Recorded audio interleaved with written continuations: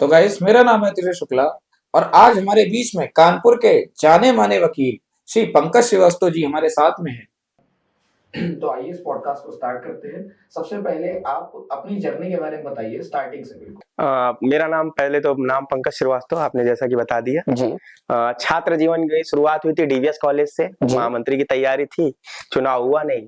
फिर SD college से हमारा लॉ था, बीएसएसडी कॉलेज नवाबगंज से, वहां से भी महामंत्री चुनाव की तैयारी रही। किसी कारणवश छात्र संघ चुनाव नहीं हो पाए।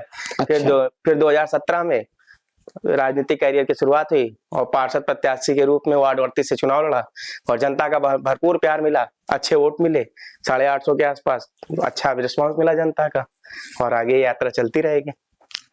तो आपने ये चीज बचपन से सोच रखी थी करने के लिए वकालत में, कि आपने अभी आपका कैरियर चेंज हुआ है? कहीं ना कहीं वकालत की तरफ बचपन से ही रुझान था। लोगों को देखना, पीड़ित लोगों को देखना, तो लगता था कहीं ना कहीं अगर उस हिसाब से कुछ सक्षम हुआ तो उनकी मदद, जितनी मैक्सिमम मदद हो सके उनकी की जाए। तो आपने वकालत क्षेत्र में अपना करियर कब शुरू किया था? जब मैं विधि छात्र था एसडी कॉलेज नवाबगंज से, तो लगभग 2013-14 से मैंने कचहरी जाना चालू कर दिया था, जब से मेरा लॉ चालू हुआ था। और एक अधिवक्ता के रूप में लीगली जो कहा जाता है, तो 2017 का रजिस्ट्रेशन है मेरा। अच्छा। तो आप अपना एक कोई यूनिक किस्सा बताइए जो आपके साथ हुआ, यूनिक केस जिससे आपने बहुत कुछ सीखा हो या बहुत डिफिकल्टी फेस करी हो, ऐसा कोई आप बताइए केस। वैसे तो तमाम रहे हैं जो केस के बारे में बात की जाए तो, लेकिन एक अभी हाल ही में एक केस हुआ।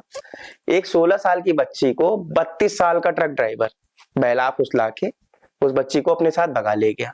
माँ बाप बहुत ही गरीब घर के थे, प्रताड़ित थे। और उसके बाद उनकी माँ मेरे पास आई। उन्होंने कहा कि साहब हमारे बच्चे की मिल नहीं रही है, थाना चौकी में जा रहे, सुनवाई नहीं हो रही है। फिर माननीय न्यायालय में मैंने उस बच्ची के लिए रिपोर्ट दाखिल कराई। उसमें माननीय न्यायालय के आदेश से उसमें एफआईआर दर्ज हुई। एफआईआर दर्ज होने के बाद भी उनकी बिटिया मिल नहीं पा रही थी। उसके लिए हम लोगों ने तमाम कुछ पॉलिटिकल सहयोग लिए, पुलिस पे थोड़ा बहुत दबाव बनाया, पुलिस ने भी मेहनत करी, रिजल्ट नहीं मिल पा रहा था। फिर हम लोग उस बच्ची की माँ को लेकर हाईकोर्ट गए। वहां से डायरेक्शन कराया और उस डायरेक्शन के लगभग 5 दिन के अंदर उनकी बच्ची बरामद हो गई। बच्ची आज अपने पिता के पास, माँ बाप के पास सुरक्षित है। अच्छा, तो वो लड़का का क्या हुआ फिर? वो लड़का पिछले 6 महीने से जेल में है। अच्छा, वो जेल में है। और आज भी उस माँ के लिए बिना 1 रुपया लिए मैं अपनी पूरी विधिक सेवा दे रहा हूँ। नहीं, बहुत बढ़िया। ये तो बहुत, क्योंकि एक मासूम बच्ची जिसकी मात्र 16 साल 15 साल की उम्र हो और उसके साथ इतना भयावह घटना कारित की जाए, और वो बंदा करे जिसकी उम्र लगभग 32-33 साल है लगभग, और वो तो नाबालिग थी, 16 साल की थी वो तो। जी।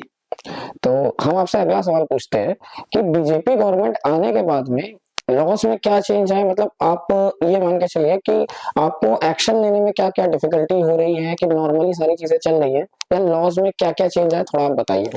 बीजेपी गवर्नमेंट से पहले हम कह सकते हैं कहीं ना कहीं सत्ता के हनक के दबाव में तमाम अनुचित लाभ उठाते थे लोग। 2014 से जब से बीजेपी शासन आया है, तब से कहीं ना कहीं लॉ के प्रति लोगों की आस्था बढ़ी है। और बीजेपी ने अभी हाल ही में बहुत अच्छा काम किया। जुलाई 2024 से जो हमारी आईपीसी थी उसको चेंज करके बीएनएस के रूप में लागू किया गया। मतलब पूरी आईपीसी की जगह एक नया कानून लागू किया गया। बीएनएस क्या है? मतलब भारतीय न्याय संहिता। अच्छा, तो मतलब पूरा कानून अब इसके अंतर्गत है। जी। तो ये आईपीसी से थोड़ी अलग है कि उसी की तरह ये भी है? थोड़ी कुछ चीजें जो जोड़ने की जरूरत थी वो बीएनएस में ऐड की गई हैं, जो आईपीसी में नहीं थी। जैसे मतलब थोड़ा सा कुछ डिफरेंट बताइए। जैसे आईपीसी में किसी बच्चे या बालिका के साथ बलात्कार होता है तो 376 ए बी सी डी पर में परिभाषित होता था वो। किंतु बीएनएस में ऐसा नहीं है। अगर आप किसी को शादी का झांसा देके उसके साथ करते हो, संबंध स्थापित करते हो, तो उसको 69 बीएनएस में क्रिएट किया जाएगा। ऐसे ही अलग अलग धाराएं अलग अलग चीजों के लिए बना दी गई है। अच्छा, इससे मुझे एक सवाल जैसे आया आपकी बात से, आपने ये बताया कि उससे ये बताइए कि जैसे लोग लिव इन में रहते हैं, कपल, रीलों में बहुत ये चीजें चलती हैं कि लिव इन में रहोगे तो लड़की केस नहीं कर सकती है लड़के पे, या कोई दिक्कत नहीं होगी। ये बताइए लिव इन में रहने से क्या कैसे बच सकते हैं? मतलब सबसे पहले तो ये निवेदन करूंगा कि रील की बातों पे पूरा भरोसा ना करें। हमेशा किसी अपने अधिवक्ता के माध्यम से किसी ऐसे व्यक्ति से नॉलेज ले जिसको विधिक ज्ञान हो। क्योंकि रील में कभी कभी कुछ चीजें ऐसे बता दी जाती है जो वास्तव में संभव ही नहीं होती। सही है। इसलिए रील को तो कतई महत्व ना दिया जाए। जब भी ऐसी कोई चीज हो तो आप प्रॉपर एक अपने अधिवक्ता से संपर्क करें, विधिक राय ले, जो उचित हो उसको क्रियान्वित करें। तो लड़की मतलब एक तरीके से केस कर सकती है लड़के पे? बिल्कुल केस कर सकती है। ये लड़की के ऊपर डिपेंड है कि वो आप पर कब केस करेगी कब नहीं करेगी। तो इससे बचने का उसके लड़के को कोई एफआईआर जो होती है वो प्रथम सूचना रिपोर्ट होती है। लड़की जो भी अपनी तहरीर में लिख के देगी उस पे एफआईआर पंजीकृत हो जाएगी, मतलब पर उस पे एक्शन होना है कि नहीं वो चार्जशीट लगने के पहले का प्रोविजन है, वो विवेचक देखता है। मतलब XYZ में कुछ भी हो वो लड़के की ही गलती निकलेगी उससे, पैसा मांगे। ऐसा नहीं है कि लड़के की ही गलती निकलेगी। हाँ। अगर तहरीर गलत है, एफआईआर गलत पंजीकृत कराई गई, तो हमने तमाम मामलों में देखा है कि एफआईआर लग के आती है, अच्छा, फाइनल रिपोर्ट लग जाती है। तो आपसे अगला सवाल पूछते हैं कि लॉयर्स कितना कमाते हैं? अब लॉयर्स की कमाई पर्टिकुलर किसी उस पे निर्भर नहीं करती है हाँ। कि मंथ में कितना कमाते हैं। नहीं, लेकिन फिर भी थोड़ा सा उनकी कमाई डिपेंड करती है कि सामने वाला क्लाइंट कैसा है। हाँ। टोटल जो इनकम डिपेंड करती है क्लाइंट के ऊपर, डिपेंड करती है कि केस कैसा है, क्लाइंट कैसा है। कोई लॉयर्स की फिक्स इनकम नहीं फिक्स होती। इनकम नहीं है कोई, मतलब केस के अकॉर्डिंग सारी जी इनकम है। जी जी कितना भी कमा बिल्कुल, सकते हैं। जी जी मतलब बिल्कुल। इसमें कोई लिमिट हम नहीं रख सकते। नहीं नहीं ऊपर बिल्कुल, नीचे उसमें कुछ नहीं हो सकता है। फीस की कोई लिमिट नहीं होती। हम अपनी विधिक सेवा दे रहे हैं, क्लाइंट अच्छा है तो उससे अच्छी फीस ले रहे नहीं, हैं। जैसे एक अमूमन आपसे छोटी फीस पूछे आपको, फीस का कोई क्राइटेरिया नहीं होता है। 1 करोड़ भी कमा सकता होगा कोई, वो कुछ भी हो सकता है, फीस का कोई भी क्राइटेरिया हो सकता है। लड़का लड़की होते हैं, उनके घर वाले शादी के लिए मानते नहीं है, तो उन्हें अब शादी करनी होती है कोर्ट मैरिज। तो आप ये बताइए कि उनका प्रोसीजर क्या होता है शादी करने का। सबसे पहले तो लड़का लड़की का बालिग होना जरूरी है, और लड़की का 18 वर्ष का और लड़के का 21 वर्ष का होना अनिवार्य है। और पेपर की अगर बात की जाए तो लड़के का Aadhaar card, PAN card, high school की मार्कशीट अगर नहीं है, लड़का पढ़ा लिखा नहीं है, तो उसकी जगह बर्थ सर्टिफिकेट या डीएल। सेम चीज लड़की में भी होता है, Aadhaar card, PAN card, high school और बर्थ सर्टिफिकेट। अगर बर्थ सर्टिफिकेट भी ना हो तो, डीएल और डीएल भी ना हो तो, अच्छा आपकी मार्कशीट। पढ़ाई लिखा नहीं है वो, उसका कुछ भी नहीं है उसके पास में, जो नया लॉ है उसके हिसाब से एज प्रूफ के लिए कोई ना कोई डॉक्यूमेंट होना जरूरी है। अनिवार्य है उसके। लड़का भी अगर 21 वर्ष का है तो आप कैसे प्रूफ करोगे? डीएल होना चाहिए, आधार कार्ड हो, पैन कार्ड हो, पासपोर्ट हो, कोई भी डॉक्यूमेंट ऐसा हो जो आईडी प्रूफ हो, एड्रेस प्रूफ हो और एज प्रूफ। ओके। अच्छा सर, इसमें एक सवाल और आया मेरे दिमाग में कि जैसे लड़का लड़की ने शादी कर ली कोर्ट मैरिज, उसके बाद जैसे लड़की ने उस पे केस कर दिया, किसने जबरदस्ती शादी करी, बल्कि मर्जी से शादी हुई है, तब भी उसने उल्टा केस कर दिया, तो इसमें लड़का कुछ कर सकता है? बिल्कुल कर सकता है। अगर जब भी आपकी शादी हो तो आप प्रॉपर एक बयान कराओ, संबंधित मजिस्ट्रेट के यहाँ लड़की के बयान कराओ शादी करके रखने से पहले, या उससे सारे बयान की एक वीडियो बनाओ शादी करने के बाद। और दूसरी चीज, आप हाईकोर्ट से एक प्रोटेक्शन ऑर्डर जरूर लो, क्योंकि लड़की और लड़का अगर हाईकोर्ट जाते हैं तो फिर लड़की ये नहीं कह सकती है कि बरगला के या फुसला के शादी की गई। हाई कोर्ट का फायदा ये है। जी जी, हाईकोर्ट से प्रोटेक्शन ऑर्डर मिलता है, बकायदे लड़का और लड़की को दोनों को प्रोटेक्शन ऑर्डर मिलता है। और उसमें ये डायरेक्शन होता है संबंधित जिले के डीएम और कमिश्नर के लिए, या जहाँ कमिश्नर ने एसएसपी उसके लिए, कि आप लड़का और लड़की दोनों की प्राणों की रक्षा करेंगे, उनके वैवाहिक जीवन में कोई भी किसी प्रकार से हस्तक्षेप ना कर। तो सर आपके पास इसका कोई किस्सा है जो आपके पास ऐसा हुआ, आपने शादी करवाई हो, उसमें दिक्कतें पैदा हो गई हो, आप बता सकते हैं? ऐसे तमाम किस्से होते हैं कि लड़की जब घर वालों के दबाव में आती है तो कहती है कि हमने जबरदस्ती हमसे शादी की थी, हमारी फोटोज ब्लैकमेल करके इन्होंने हमसे शादी की थी। तो उस कंडीशन में ये होता है कि अगर लड़के ने बयान कराया है तो लड़का बच जाता है। बट पता है प्यार में कोई बयान थोड़ी ना कराता है। आपकी बात बिल्कुल सही है कि प्यार में कोई बयान नहीं होता है, लेकिन यही युवाओं को बताने की जरूरत है कि आप प्यार तो करिए लेकिन समझदारी के साथ। तो प्यार में समझदारी तो नहीं है। अब प्यार में अगर समझदारी ना हो तो आप अपने विधिक सलाहकार, जो भी आपके लीगल एडवाइजर हैं, शादी करने या ब्याह करने से पहले आप उनसे सलाह लें कि सर हमें कौन कौन से डॉक्यूमेंट तैयार कराने हैं और उसका क्या पूरा प्रोसीजर होता है। आप प्यार दिल से करो, वो दिल का मामला है, लेकिन लीगल नॉलेज होना बहुत जरूरी है। सर जैसे एक क्वेश्चन और, जैसे लड़की के घर वाले ज्यादा पावरफुल हो गए और लड़के के कम, तो कभी ऐसा हो सकता है कि लड़के के घर वाले और किसी लॉयर को मतलब मैनेज कर सके पैसों से या किसी तरीके से? बहुत अच्छी बात की। इसी बात में मैं आपको 2019 का एक किस्सा सुनाना चाहता हूँ। अपने यहाँ चूंकि नाम नहीं लूंगा, आपको एग्जाम्पल देता हूँ।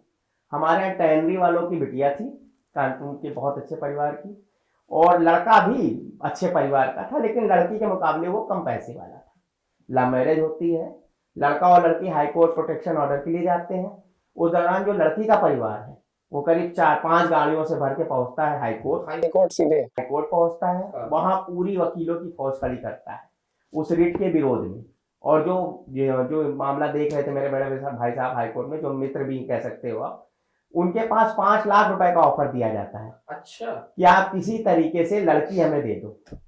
खैर वो कतई ईमानदार टाइप के बहुत अच्छे आदमी है वो। उन्होंने उस समय पूछा कि सर क्या करना चाहिए। मैंने 2 शब्दों में कहा कि लड़का और लड़की भरोसे पे हमारे पास आए, हाँ। तो ये हमारा कर्तव्य है कि उनको ससुरक्षित घर भेजा जाए जहां भी उनको जाना है। तो खैर उन्होंने बड़ी चालाकी से लड़का और लड़की दोनों के लिए बुरके मंगवाए। बुरके में मतलब पूरा पिक्चर वाला। जी जी जी, बुरके में बाहर निकाला, अपनी पर्सनल गाड़ी से बनारस रोड पे छोड़ के आए, हाँ। बस में बैठाया, लड़की बनारस से सीधे दिल्ली गई। तो अच्छा, हाई कोर्ट से कितने दिन में रजिस्टर हो जाती है मैरिज? और मैरिज रजिस्टर्ड तो आपकी संबंधित जिले में ही होती है। हाई कोर्ट हमें देता है प्रोटेक्शन ऑर्डर। रिट फाइल करने के 8 से 10 दिन, मैक्सिमम 12-15 दिन, अगर नंबर पे फाइल नहीं आती है तो 15 दिन में ऑर्डर आपको मिल जाता है, जिसको हम लोग प्रोटेक्शन ऑर्डर जैसे बोलते कि हैं। हम अपनी सिटी में जाकर के कर ले मैरिज, फिर उसके बाद में हमें हाई कोर्ट जाना पड़ेगा प्रोटेक्शन के लिए। जी जी, अगर आप चाहते हो कि दोनों के लड़का और लड़की के दोनों के परिवार वाले आपको परेशान ना करें, तो आप हाई कोर्ट जाइए, वहां से प्रॉपर प्रोटेक्शन ऑर्डर लेके आइए। एक चीज और मैंने सुनी थी कि 24 घंटे में मैरिज रजिस्टर हो जाती है हाई कोर्ट से करने में, क्या ये बात सच है? नहीं, ऐसी कोई बात सच नहीं है। हाँ। अब तो नया प्रोसीजर है कि आप रजिस्ट्रार से एक डेट मिलती है, नेक्स्ट डे कोई भी मिल सकती है। उस डेट को जब आप मैरिज रजिस्ट्रेशन करा लेते हैं, उसके बाद आप हाई कोर्ट का ऑप्शन यूज करते हो। उसके बाद तो क्या मतलब इससे भी कोई और जल्दी का ऑप्शन है अपने पास में? अब जल्दी का ऑप्शन यही है कि आप पहले आय समाज करिए और उसके बाद आप रजिस्ट्रार मैरिज को रजिस्टर्ड कराइए। और कहते हैं ना, जल्दी काम शैतान का होता खून काट के भी ऐसे मांग भर दो वो पिक्चर वाला है, ऐसे मेरा काट। है। वैसे तो आप मंदिर में जाइए, शादी कर लीजिए, लेकिन वो शादी वैलिड नहीं होती है। जी, फंस तो तब भी जाएंगे, तो इसलिए लीगली करनी चाहिए। लोगों के लिए यही सलाह अच्छी है। आप जो भी काम करें विधिक सलाह लेके करें और सही करें। तो सर, ये पूरी जनता आपकी है और आप लीगल एडवाइजर हैं इसके, तो आप क्या सलाह देना चाहेंगे जनता को? मैं बस यही कहना चाहूंगा कि अगर आपके साथ गलत हो तो आप गलत को बर्दाश्त कतई ना करें, क्योंकि गलत करने वाले से ज्यादा गलत को बर्दाश्त करने वाला गलत होता है। इसलिए कुछ भी गलत हो तो आप तुरंत संबंधित थाने में जाइए, अपनी बात रखिए, ना सुनी जाए आप किसी अच्छे अधिवक्ता के पास जाइए, वो आपकी बात को न्यायालय में रखेगा और पूरी तरीके से न्यायालय आपकी मदद करने के लिए तैयार है। क्योंकि कहा गया है कि अगर आपकी थाने पुलिस में कोई बात ना सुनी जाए तो आप न्यायालय जाइए, वहां जरूर सुनी जाएगी आपकी बात को। तो चलिए, इस पॉडकास्ट को हम लोग यहीं एंड करते हैं और बहुत ही जल्द मिलेंगे आपसे नई पॉडकास्ट के साथ में। और जनता जो भी सवाल हमसे करेगी आपको लेकर, जी जी जी, उन सभी सवालों के साथ बिल्कुल सदैव। सेकंड पार्ट में आपको इसी के सवाल के जवाब देंगे जनता के। बिल्कुल बिल्कुल सदैव, आप जब याद करेंगे मैं हाजिर हूँ। धन्यवाद। नमस्कार।